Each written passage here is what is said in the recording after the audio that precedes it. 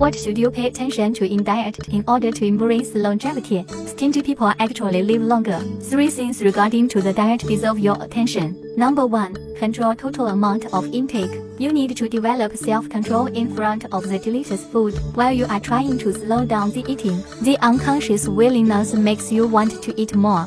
However, by distracting your attention on food, you may forget about eating. Slowing down at this time before next meal. You won't feel hungry, nor gain extra weight.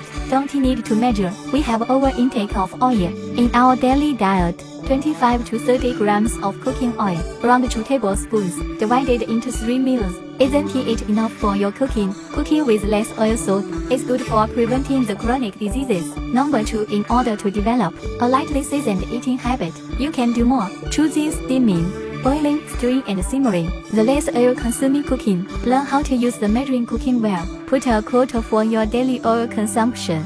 Eat less pickled food and over salty food, except salt. Decrease amount soy sauce (MSG), the high sodium content seasoning. Number 3. Do not often eat out. Eat out and order too many deliveries. The intake of fat sodium in one meal exceeds the total amount of intake for several days.